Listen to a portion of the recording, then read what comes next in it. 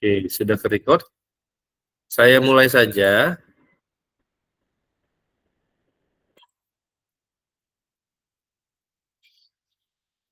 Tahap berikutnya setelah kita sudah membicarakan masalah bagaimana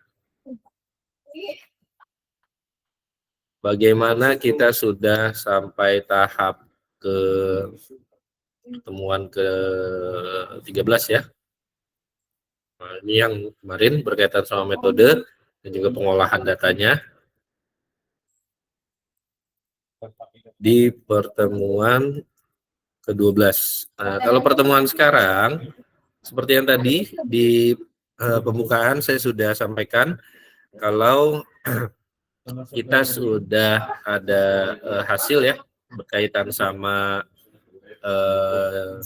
jurnal-jurnalnya. Nanti saya akan coba distribusikan melalui email. Mohon bisa dikirimkan ke saya siapa ketua kelompoknya, baik misalnya kelompok 1 sampai kelompok 10. Kemudian nanti saya akan kirimkan email, kalian bisa tertuju kemana artikelnya. Oke, nah di minggu ini kita bisa fokuskan sama menyesuaikan dari segi pemilihan jurnalnya gitu ya. Nanti kalau misalnya sudah menyesuaikan, minggu depan saya akan melihat hasil-hasilnya. Jadi kalian mohon bisa presentasi di pertemuan ke-14 dan sudah menuju ke jurnal mana. Sehingga nantinya setelah kegiatan saya bisa melihat kalian sudah melakukan proses submit ke jurnal yang akan dituju. Cukup jelas apa yang saya sampaikan?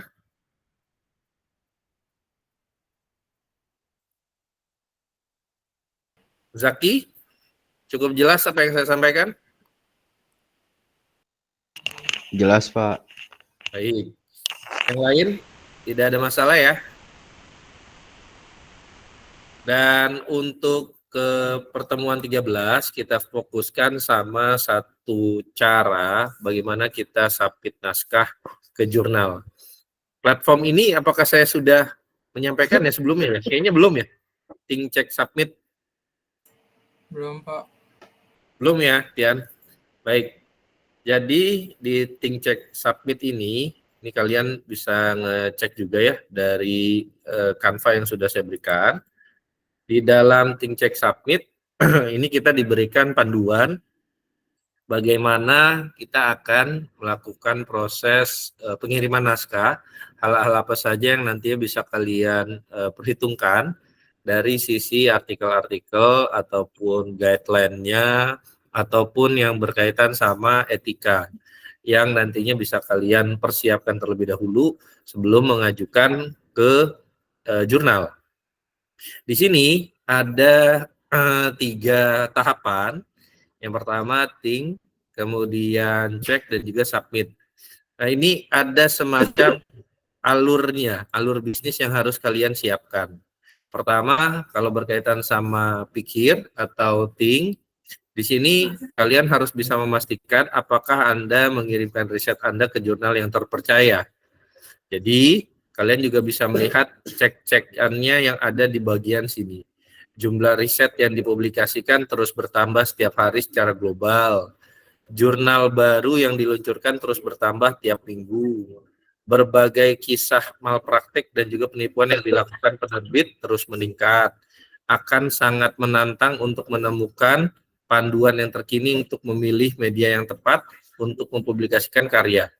Jadi di bagian pikir atau di think, kalian harus bisa melihat instrumen dasarnya itu ada 2 ini ya. Apakah Anda mengirimkan riset Anda ke jurnal yang terpercaya, dan juga apakah jurnal tersebut adalah jurnal yang tepat untuk karya tulis Anda. Nah, di bagian sini, kalian bisa memastikan kalau jurnal yang terpercaya itu poin-poinnya apa saja sih? Nah, ini ada beberapa poin yang memang harus disiapkan. Setidaknya kalau nggak salah di sini kan cuma 1. Nah, ini turunannya ada 2. Begitupun juga yang ini.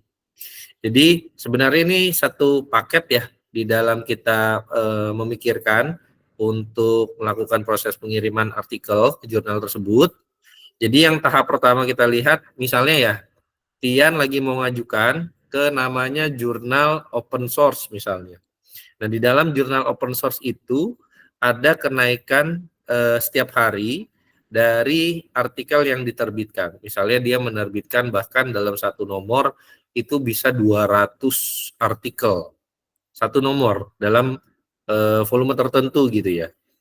Nah, dari posisi seperti itu, kalian akan mempertanyakan terlebih dahulu pastinya. Ini editornya siapa, reviewernya seperti apa, kemudian apakah dia memang melakukan proses peer review atau tidak. Nah, ini poin-poin yang harus kalian pastikan apakah jurnal tersebut terpercaya atau tidak. Ini checklistnya yang harus kalian siapkan. Kalau misalnya kalian sudah, tinggal lakukan proses checklist di sini saja. Jumlah riset yang dipublikasikan terus bertambah, atau misalnya tidak. Kalau tidak, ya nggak usah. Jumlah jurnal baru yang diluncurkan terus bertambah tiap minggu. Misalnya di dalam satu penerbit misalnya penerbit Indonesia Raya misalnya. Dalam satu penerbit tersebut, dalam setiap tahun ada kenaikan jurnal yang nantinya bisa kalian lihat. Tentang jurnal digital library, jurnal literasi informasi, jurnal UI, jurnal UX, jurnal klasifikasi, misalnya seperti itu. Yang memang di bidang dari sains informasi. Nah, dari posisi seperti itu dan dia melakukan proses bertambah dalam tiap minggu ataupun tiap bulan ataupun bahkan setiap tahun dan itu signifikan, berarti kalian harus bisa berpikir terlebih dahulu.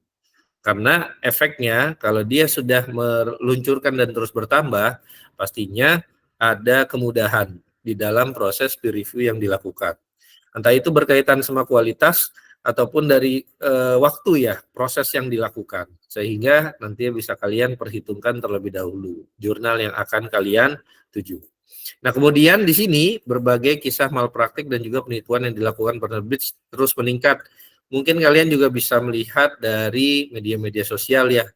Nah, kemudian juga kalian bisa melihat misalnya ada nomor WA misalnya ataupun nomor telepon yang tertera. Nah, kan dari sana kita juga bisa menggunakan tuh apakah nomor tersebut bermasalah atau tidak. Biasanya kan ada labeling yang nanti bisa kita lihat seperti itu ya. Nah, ini yang nanti bisa kalian pastikan kembali. Apakah dari penerbit tersebut ada kecenderungan melakukan proses malpraktik atau tidak. Nah, biasanya kan ada diskusi-diskusi yang nanti bisa kalian lihat lebih lanjut ya. Yang paling dominan itu adalah di media sosial. Entah itu misalnya Instagram, Facebook, kemudian Twitter, dan lain sebagainya. Yang memastikan lagi kalau memang jurnal tersebut ataupun penerbitnya memang ada indikasi melakukan proses malpraktik dan juga penipuan. Malpraktik di sini berarti kan kategorinya adalah prakteknya itu tidak benar. Entah itu dia melakukan proses peer review tidak berjalan dengan baik, tanpa ada proses peer review sama sekali, kemudian dia bisa melakukan proses bypass dari setiap artikel yang memang diterbitkan, jadi tiba-tiba masuk ke dalam skala atau step dari production. Biasanya kan kalau misalnya step kita ke submission terlebih dahulu, kemudian review, kemudian copy edit, kemudian ke bagian production. Nah, ini dari submission langsung ke production. Jadi dia membypass bagian yang sifatnya itu review dan juga copy edit. Nah, ini yang nanti perlu kalian pertimbangkan. Berikutnya di sini agak kesulitan dalam menemukan panduan-panduan author guideline, template, kemudian peer review proses, kemudian kita bisa memastikan lagi ya. Biasanya kan ada di bagian sidebar ataupun submenu di situ. Nah, kalau di sidebarnya juga agak susah dan kita tidak serta-merta langsung melihat, biasanya kalau jurnalnya itu bereputasi ataupun skala kualitasnya itu bagus, mereka dengan gamblang menyertakan dari segi user experience-nya ataupun dari segi user interface-nya. Jadi bisa ditaruh di bagian navigasi ataupun ditaruh di bagian body atau ditaruh bagian submenu atau menu sehingga nantinya bisa segera dilakukan proses pemeriksaan oleh si para penulis. Nah, ini bagian pikir yang harus kalian pertimbangkan. Ada pertanyaan untuk di bagian think? .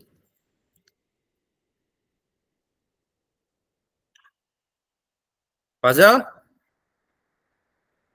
Kenapa?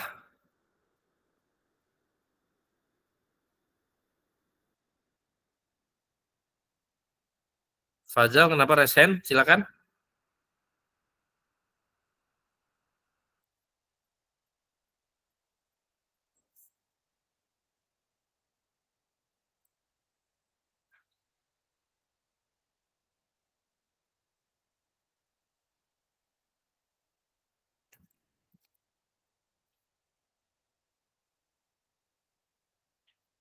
Mana Fazal? Tadi ada. Maaf Pak, kalau pencet tadi Pak. Yang lain silakan. Pak, untuk cara ngelihat tadi yang kata suatu jurnal itu dia ada malpraktiknya itu maksudnya lewat media sosial tuh gimana ya Pak? Ada bentuk diskusi biasanya dari setiap kaitan-kaitannya apa yang memang dilakukan sama jurnal tersebut. Kalau untuk yang skala internasional, kalian bisa lihat di Skimago, skimagojr.com. Di Skimago ini nanti ada semacam komentar yang nanti bisa kita lihat kredibilitas dari jurnalnya itu seperti apa. Nah, ini coba saya buka dulu. Kemudian mungkin bisa saya klik. Amerta.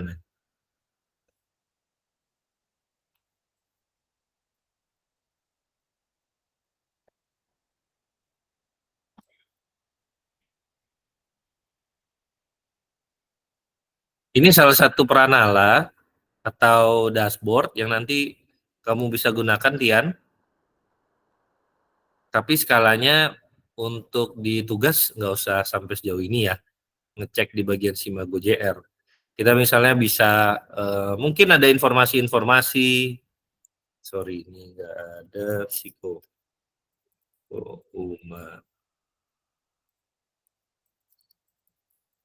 Mungkin ada informasi-informasi yang kamu dapatkan ataupun kamu diskusi ya sama rekan-rekan kamu ya.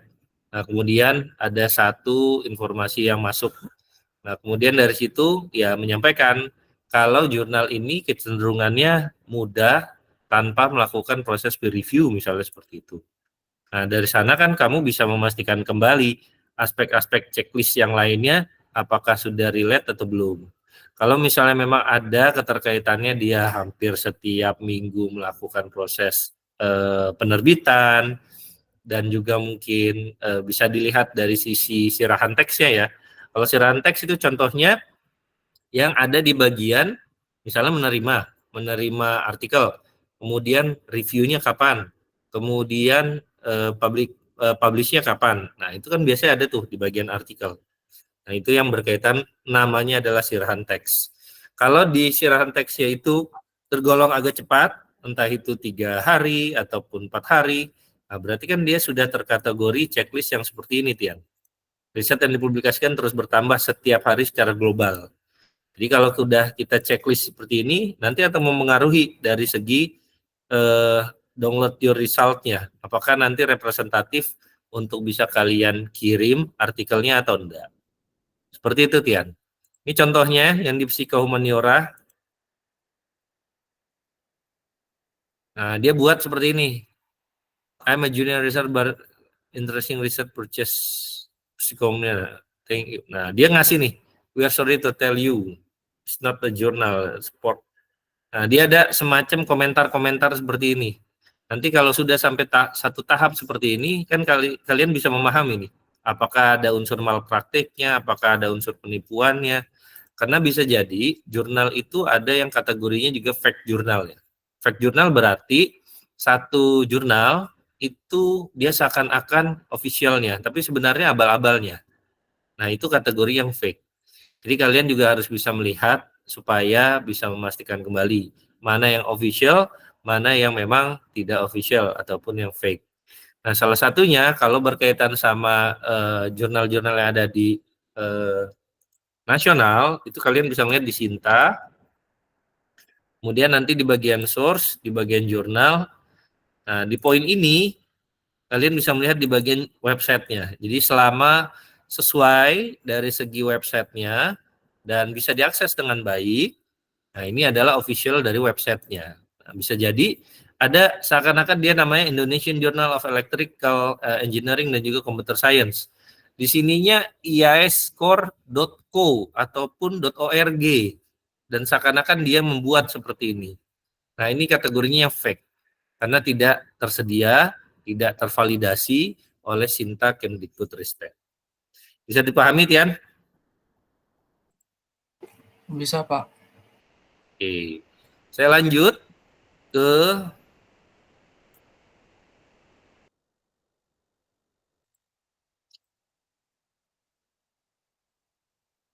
sini ya. Ke bagian cek.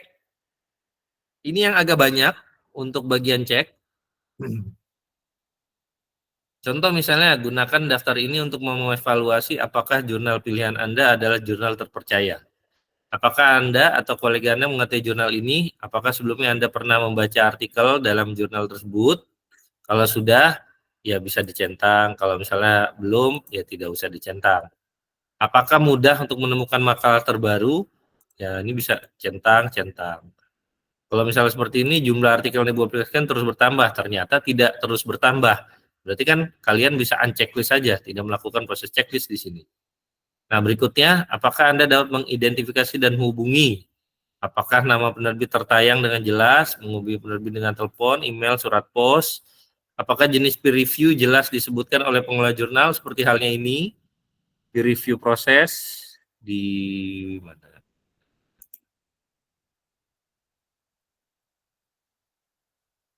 Ini dia. Ini menyampaikan nih di review proses. Author should present their paper honestly without fabrication bla bla bla. Nah, ini ada kejelasan editor shall inform you the result of the review as soon as possible, hopefully in 8 to 12 weeks. Nah, dari sini kalian bisa melihat ada beberapa gambaran melakukan proses peer review-nya. Kalau sudah ada, ya kalian bisa melakukan proses checklist ataupun unchecklist, menyesuaikan dari apa yang kalian dapatkan. Dan dari sini, apakah biaya yang akan dikenakan untuk penulis jelas tertayang, biaya, author fee biasanya, publication fee. Nah, seperti ini, $315. Kalau misalnya memang tidak tertayang, ya bisa jadi ada beberapa penambahan last minute, dan itu hati-hati. Nah, kemudian di sini juga kalian harus bisa melihat mengenali dewan redaksinya. Ini berkaitan sama kepakaran ya, ataupun kompetensi tertentu. Baik dewan redaksinya itu dosen kita ataupun praktisi ya di keilmuan kita. Itu kan kalian bisa menilai kembali nanti. Kemudian yang terakhir, apakah penerbit dari anggota dari inisiatif industri yang terpercaya? Contoh misalnya apakah penerbit anggota dari KOPE, kemudian bila jurnal berbasis open access apakah terdapat di direktori open access jurnal, bila jurnal berjenis open access apakah penerbit open access, kemudian OASPA dan lain sebagainya di sini. Yang jelas dari unsur ini yang bisa kita sepakati, ini kan terlalu meluas ya untuk kebutuhannya ke KOPE, DOAJ, kemudian OASPA dan lain sebagainya. Kalau untuk kita yang harus kita sepakati ada di dalam Sinta atau tidak. Karena kalau misalnya kategorinya itu jurnal nasional terakreditasi, itu harus ada di dalam Sinta. Kalau misalnya dia nanti saya petakan, oh ini artikelnya nanti hanya masuk ke dalam jurnal ISSN. Nah, kalau ISSN harus tertera di bagian sini, issn.brin.go.id. Kalian bisa melihat di sini daftar penerbitannya. Contoh misalnya seperti ini. Nah, dari contoh seperti ini nanti bisa kita lihat, oh email yang tertera itu adalah officialnya, tidak email yang tadi abal-abal, karena banyak sekali URL ya, banyak sekali URL yang memang dia hanya melakukan proses klaim sepihak saja. Ternyata pas dicek ya jurnalnya itu bermasalah. Ini contoh-contoh yang nanti bisa kalian lakukan. Jadi kalau kasus yang apakah penerbit anggota inisiatif industri yang terpercaya, ini yang harus kita sepakati adalah tersedia di dalam Sinta atau tidak. Itu terlebih dahulu untuk bisa meringankan gitu ya, karena ini kan terlalu luas, Kope, DOAJ, Open Access, dan lain sebagainya. Oke, dan kalau jurnalnya itu nanti jurnal ISSN, ini harus tertera di bagian ISSN BRIN. Untuk diperiksa atau cek, ada pertanyaan? Sevira, bisa? Bulan? Aisyah mana? Aisyah bisa? Yang nanti mau Ya, ketemu saya silakan nanti bisa pastikan ya di LPPM. baik Pak. Ada pertanyaan terkait cek?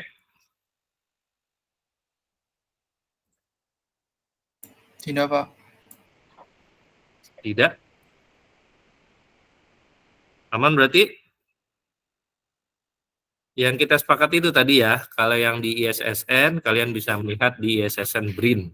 Tapi kalau untuk yang jurnalnya sudah terindeks ke dalam Sinta, itu sudah terkategori nasional terakreditasi. Oke? Jadi nggak usah terlalu, ini karena kategorinya untuk kebutuhan skala internasional ya. Tapi ini merupakan platform yang sifatnya itu update.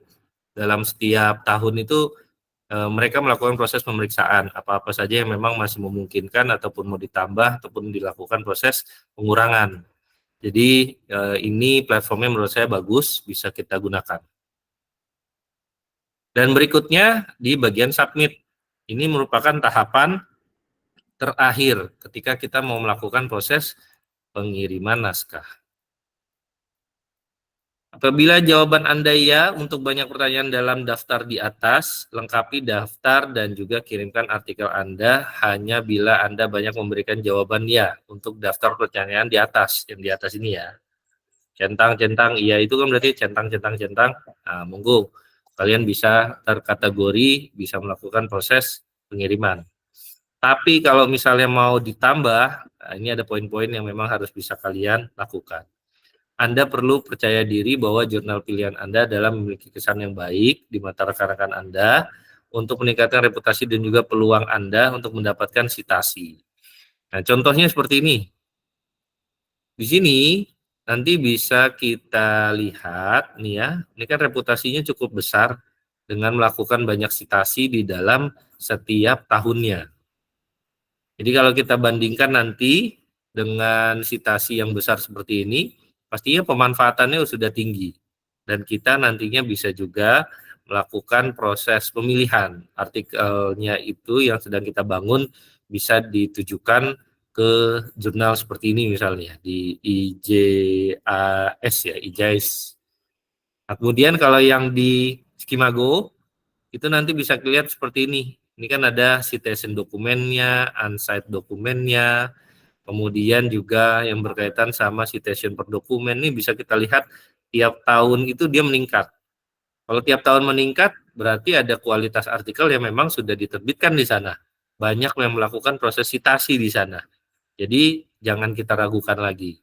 Ketika sudah kita sepakati, ini menjadi salah satu poin penting supaya kalian bisa semakin pede untuk masuk ke dalam artikel yang kalian bangun dan juga kalian bisa melakukan proses submit ke jurnal yang sedang kalian tuju.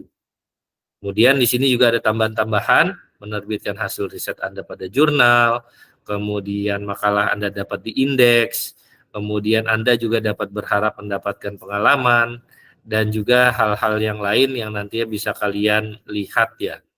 Utamanya itu ada di kelengkapan dari segi autornya. Upayakan dari segi kalian bisa memahami dengan baik poin-poin apa saja yang memang diminta oleh pengelola jurnal. Kan ini ada author guideline.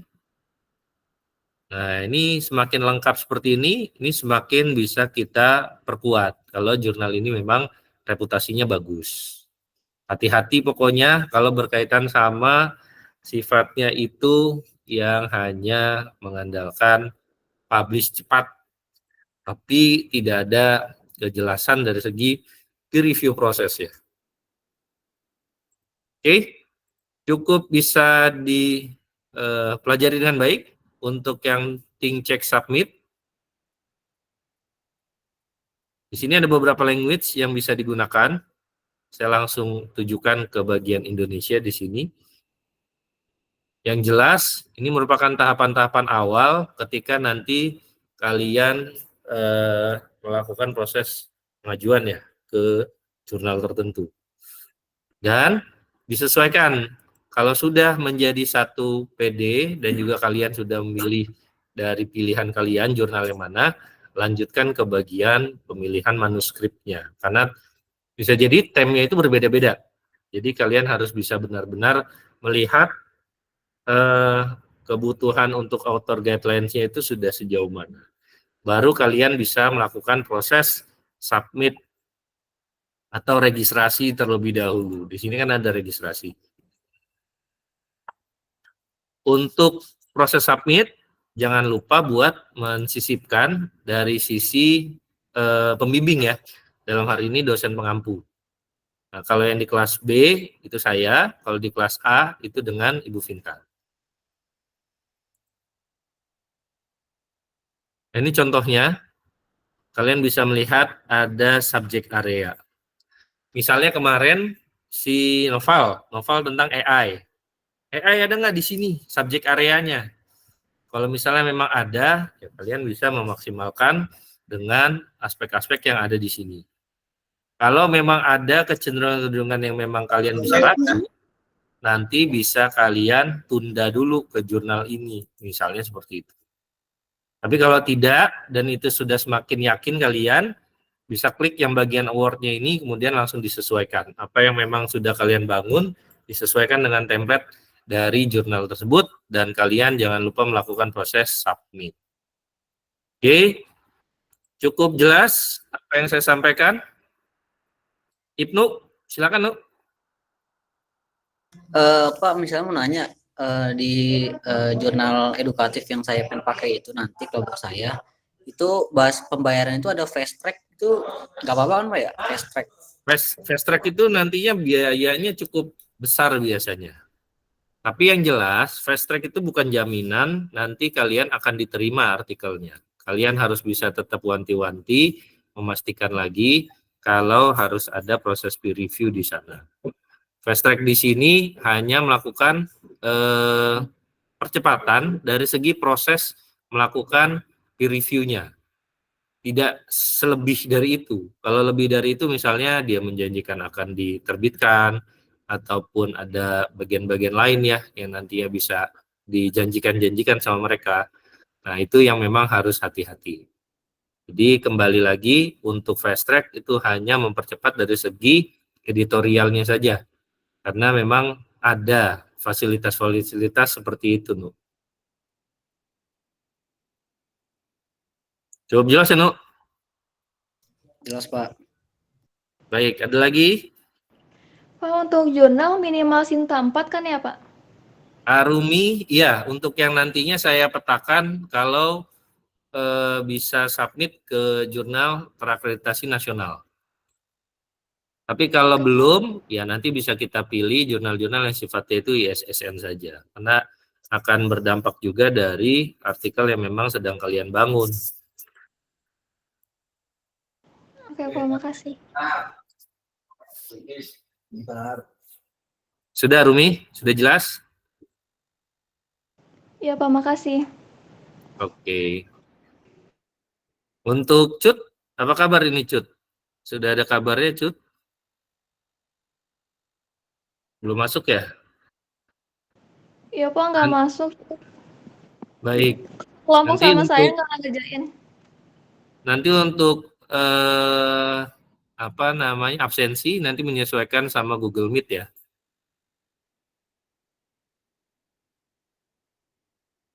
Baik, ada pertanyaan lagi? Tidak ada. Kalau tidak ada, saya pikir cukup ya. Nanti saya akan kirim. Mohon dibantu mungkin Aisyah, ketua-ketua kelompoknya siapa saja. Kemudian nanti disertakan alamat emailnya. Nanti saya akan berikan rekomendasi kalau artikel kalian bisa disubmit ke jurnal yang mana. Nah, kemudian minggu depan kita nanti bisa menyesuaikan dari jurnal-jurnal yang bisa kalian pilih. Baik dari segi author guideline-nya, baik dari segi penyesuaian yang ada di dalam editorialnya, sehingga lebih terukur. Seperti itu ya. Hai, nanti minta tolong ya. Tolong di japri saja. Mohon dibantu rekan-rekan yang lain buat mengirimkan datanya ke Aisyah.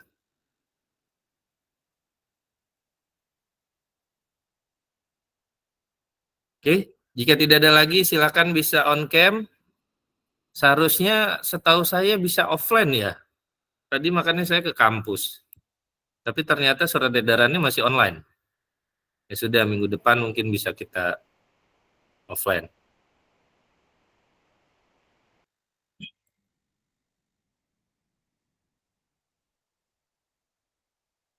Oke, kita mulai.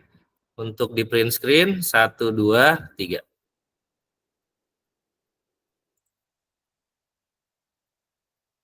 Sip, terima kasih saya ucapkan. Jika ada kekurangan saya mohon maaf. Assalamualaikum warahmatullahi wabarakatuh.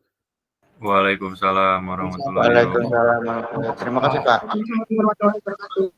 Waalaikumsalam.